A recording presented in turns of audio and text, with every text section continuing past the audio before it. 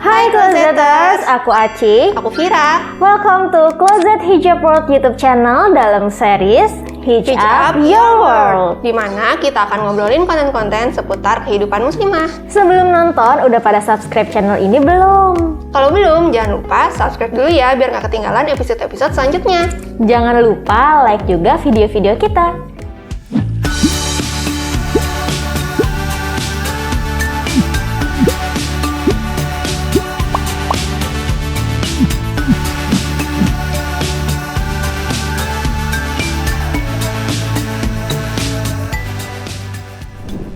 Closeters di sini suka bingung gak sih dengan makanan yang diolah menggunakan alkohol atau wine? Halal atau haram ya?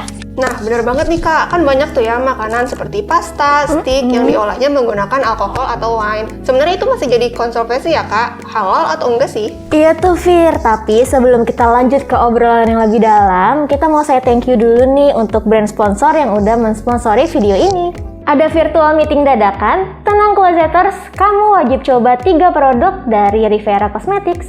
Supaya wajah bebas kilap, gunakan Rivera Luminous Micro Powder. Bedak tabur ini mempunyai tekstur yang ringan, tapi bisa menyamarkan garis-garis halus dan pori-pori di wajah. Lalu gunakan Rivera Bold Intense Eyebrow Matic yang mudah digunakan. Terakhir, jangan lupa aplikasikan Rivera Absolute Matte Lipstick yang punya pilihan warna cantik dan cocok untuk beragam warna kulit. Info lengkapnya bisa kamu cek di Instagram @riveracosmetics.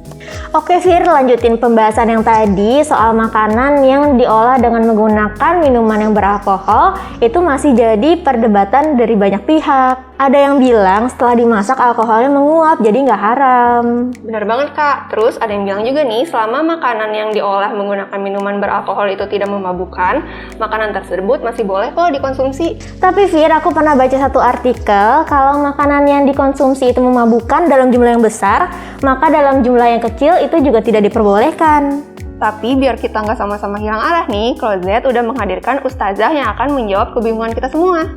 Nah, Closeters, sekarang sudah hadir Ustazah Syifa yang mungkin Closeters sudah pernah nonton di video sebelumnya. Apa kabar Ustazah? Assalamualaikum. Alhamdulillah, sehat Mbak Vira, Mbak Aci, ketemu lagi kita. Sehat ya? Sehat. Alhamdulillah. Masya Allah. Kayaknya lagi ceria banget nih hari ini ya. Udah makan nih. Udah makan. Udah ya. Yang jelas makanannya harus halal nih. Oh iya, kasih spoiler dikit. Ini ngomong soal makanan halal yang dimention sama Ustazah. Kita nih banyak perdebatan ya Kak, soal misalnya makanan yang dimasak oleh alkohol atau wine. Dicampur alkohol di dalamnya, ada wine-nya. Kayak gitu Ustazah. Itu hukumnya gimana ya Ustazah? Jadi kalau kita kembali lagi ke makanan ya, makanan ini Allah Subhanahu Wa Taala itu sudah pesankan gitu dalam Al-Quran jauh-jauh hari kepada umat manusia, kulu min thayyibati ma razaqnakum. Makanlah makanan oleh kamu itu yang sudah kami beri rezeki kepadamu, min thayyibat, dari yang baik-baik. Jadi Islam bukan hanya menyuruh kita makan yang baik saja, tapi juga yang halal, halalan thayyibat. Itu dalam surah Al-Maidah disebutkan ya. Jadi bagaimana ada makanan yang tipenya itu dia baik, tapi dia tidak halal. Ada makanan yang tipenya halal, tapi kita kurang enak gitu makannya, betul ya? Ya kayak tempe tahu halal kan? Tapi aduh bosen nih, apalagi anak-anak milenial, masa tempe tahu aja tiap hari gitu, ikan asin lagi gitu. Ada juga makanan yang secara tekstur baik, secara rasa baik, dan dia juga halal menurut agama. Nah sekarang permasalahan selanjutnya di kalangan milenial, apalagi teman-teman Closet semua yang lagi nonton, biasanya adalah unsur-unsur yang terkandung dalam makanan itu sendiri. Selama ini kita makan, tapi ternyata ada kandungan alkohol, ada wine-nya, kemudian yang lebih parahnya lagi ada unsur B3-nya gitu kan. Tapi dalam Islam sendiri memang sudah diharamkan. Nah, mengenai kandungan alkohol atau wine itu sendiri, kita sekarang kembali ke pembahasan khomer dulu. Khomer ini kalau bahasa kitanya, bahasa Indonesianya di sini itu miras ya, miras. Kemudian, nah dalam Islam ada yang disebut dengan pembahasan khomer, ada yang nabiz. Nabiz itu adalah bahasa lainnya kalau orang Indonesia itu sering sebutnya nabes. Jadi nabes itu adalah air rendaman. Nah biasanya yang direndam itu adalah anggur, kurma. Itu kalau di zaman Rasulullah ya, di zaman dulu gitu yang sudah jauh sekali. Nah air hasil rendaman itu kita kenal dengan air nabes. Nah air nabes itu kalau bahasa kitanya itu air fermentasi ya. Jadi air-air fermentasi itu kan terkadang ada sebagian yang akhirnya mengandung unsur alkohol di dalamnya. Tapi ada di sisi lain yang memang hasil fermentasi itu boleh kita makan. Contoh kalau di Indonesia itu orang Sunda kenal tape, ya. Ada tape itu kan hasil fermentasi dari singkong. Nah di sini para ulama berbeda pendapat. Ada dua golongan ulama yang saling berdebat masalah ini. Pertama jumhur ulama. Jumhur ulama itu adalah sebagian besar pendapat ulama. Siapa jumhur ulama ini? Adalah mazhab Syafi'i, mazhab Hambali, dan mazhab Maliki. Mereka mengatakan kullu muskirin khumrun wa kullu muskirin haramun. Setiap yang memabukkan, baik itu zatnya itu untuk makanan, minuman, maka itu disebut dengan khumr. Wa kullu muskirin haramun, dan setiap hal yang memabukkan itu juga diharamkan. Nah sekarang orang pengen mabuk, dia nggak bisa beli wine, dia nggak bisa beli minuman yang mahal-mahal gitu ya. Kemudian dia campur aja yang ada di dapurnya, tapi itu mengandung unsur alkohol dan akhirnya memabukkan dia, itu juga haram. Jadi bukan hanya minuman-minuman yang didatangkan dari luar, diimpor atau yang memang sudah bermerek, tapi segala sesuatu yang membuat kita zawalul akli, hilang akal, itu diharamkan. Termasuk unsur yang terdapat dalam makanan. Di sini ada pendapat yang kedua. Kalau tadi pendapat jumhur mengatakan mutlak haram. Tidak boleh, mau sedikit, mau banyak, mau dimasukkan ke dalam minuman, mau dimasukkan ke dalam makanan, mau itu cuma jadi perasa, kalau ada unsur alkohol di dalamnya haram. Tapi pendapat yang kedua, menurut mazhab Hanafi, selama itu sedikit dan tidak memabukkan, itu dibolehkan. Jadi kalau misalkan unsur wine atau alkohol itu masuk ke dalam makanan, kemudian tidak memabukkan nih, hanya sekedar istimrarut ta'am, untuk sekedar menambah cita rasa aja dalam makanan, maka mazhab Hanafi membolehkan. Akan tetapi kalau kita kembali lagi ke konteks kehidupan di Indonesia ini ya Mbak Aci, Mbak Fira, di sini kan kita mayoritas penganut mazhabnya Syafi'i, ya kan? Penganut mazhab Syafi'i kan. Biasanya penganut mazhab Hanafi itu adalah di daerah-daerah seperti Pakistan, kemudian di India, di Mesir, di Turki, itu kan kebanyakan mazhab Hanafi. Nah, kenapa sih mazhab Hanafi ini lebih longgar ketimbang mazhab-mazhab yang lainnya? Karena mazhab Hanafi ini tinggalnya bukan di Hijaz. Hijaz itu di sekitar Saudi Arabia. Nah, kalau mazhab yang lain itu sekitar Saudi mereka tinggalnya. Jadi otomatis fatwanya juga lebih ketat gitu. Tapi kalau mazhab Hanafi dia tinggalnya di sekitaran Irak. Nah, sekitaran Irak, dan itu ternyata problemnya banyak banget gitu.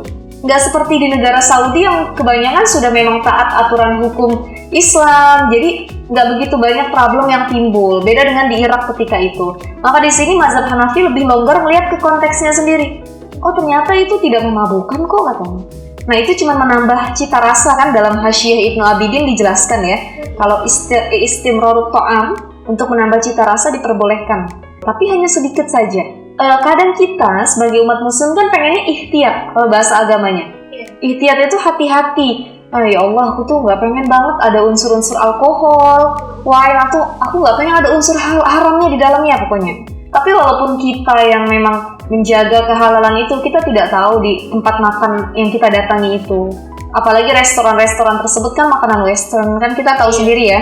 Yang penting kita nyicip, enak, tapi kita nggak tahu dapurnya seperti apa, kemudian perasaannya seperti apa. Nah jelas-jelas sebenarnya ini konfliknya juga perdebatan ya di kalangan ulama. Di Indonesia sendiri itu punya MUI, Majelis Ulama Indonesia. Jadi kalau kita mau tahu halal atau haramnya nggak sih makanan ini, ya udah lihat aja dari fatwa MUI. Jadi MUI itu punya satu table buku lengkap, dan isinya itu ada restoran mana nih yang halal, restoran mana nih yang belum dapat stempel atau cap halal dari MUI, itu kan ketahuan.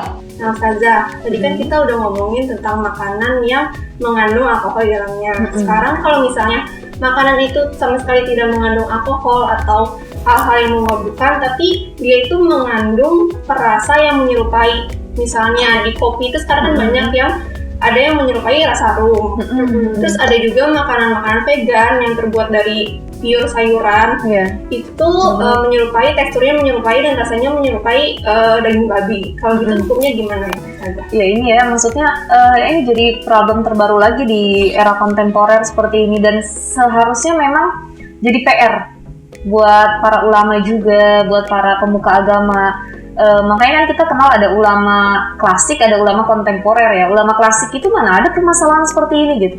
Ya maksudnya makanan-makanan cake yang ada rumnya, minuman kopi yang ada rasa rumnya itu kan nggak ada. Nah ini jadi permasalahan kontemporer. Jadi semakin maju teknologi, semakin maju peradaban, di situ juga makin banyak pembaharuan-pembaharuan yang memang perlu lagi istinbat hukum, pembahasan hukum di lain sisi gitu. Kalau melihat kejadian yang seperti itu, sebenarnya saya tidak bisa memberikan jawaban yang lebih spesifik lagi ya, karena memang bukan ranah saya di bagian MUI atau yang melihat kandungannya seperti apa. Tapi kalau melihat dari sisi halal haramnya, kita bisa kembalikan ke pendapat yang tadi.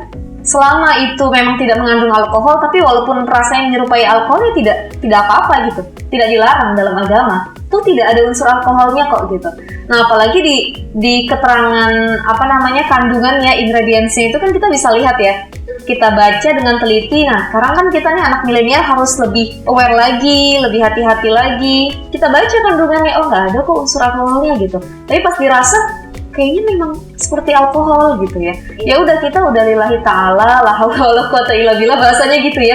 Kembali lagi kalau memang ternyata ada unsur alkoholnya, ya udah yang dosa itu bukan saya, tapi orang yang buatnya gitu ya. Dia menipu kan, berarti kan dia ada goror di dalamnya. Kalau kita ya udah, kita kan keterangannya sesuai dengan apa yang terkandung sebenarnya, seperti itu. Nah tadi kembali kalau memang kita berpacu kepada mazhab Hanafi yang lebih longgar, perasa atau rum itu selama tidak memabukkan, maka itu diperbolehkan. Nah tapi kemudian yang jadi pertanyaan adalah mengenai tadi ya, vegan tadi ya. Iya. Kayak misalkan mushroom itu apa? Mushroom itu yang jamur itu. Jadi kan di dalam kayak kaldu-kaldu jamur ataupun jamur-jamur yang lainnya kita melihatnya itu tumbuhan gitu. Benar-benar tumbuhan. Tapi ternyata mungkin ada unsur di dalamnya mengandung B3 tadi gitu ya. Babi dan lain sebagainya, unsur-unsur keharamannya.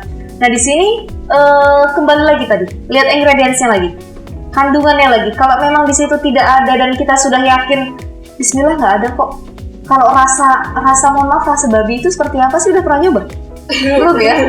Makanya kan kayak bingung aja, ada orang yang bilang rasanya kayak babi. Berarti kan dia pernah nyoba gitu daging babi kan? Seperti apanya? Ngerasain makanan yang saya yakin itu kehalalannya, nggak ada unsur B3-nya, ya udah memang halal gitu. Memang halal karena nggak pernah tahu rasa daging babi itu kayak gimana gitu ya. Kenapa Islam itu melarang kita minum alkohol, minum wine, memakan sesuatu yang memabukkan? Karena ternyata itu kembali lagi kalau kita melihat dari sisi medisnya, kesehatannya, ternyata alkohol, wine, dan sesuatu yang memabukkan itu selain dia merusak akal, dia juga merusak kesehatan. Badannya sakit, kemudian kandungannya kita nggak tahu apa yang bisa merusak sel-sel dalam tubuh kita. Yang kedua adalah akal kita, jadinya rusak juga. Makanya banyak orang gara-gara minum-minuman keras, itu dia membunuh. Kemudian dia, mohon maaf ya, memperkosa, dia melecehkan orang lain. Itu gara-gara dimulai dari alkohol. Karena alkohol itu bukan hanya menyakiti diri, tapi juga menyakiti akal kita sebagai manusia. Ustazah, terima kasih atas ilmu-ilmu yang sudah disampaikan. Mungkin ada yang mau disampaikan lagi kepada closeters? Mungkin intinya dari pembahasan kita menarik sekali ya tadi ya, karena ini mengenai makanan dan minuman. Pertama adalah pesan saya, lihat lebih teliti lagi mengenai kandungan makanan dan minuman di dalamnya.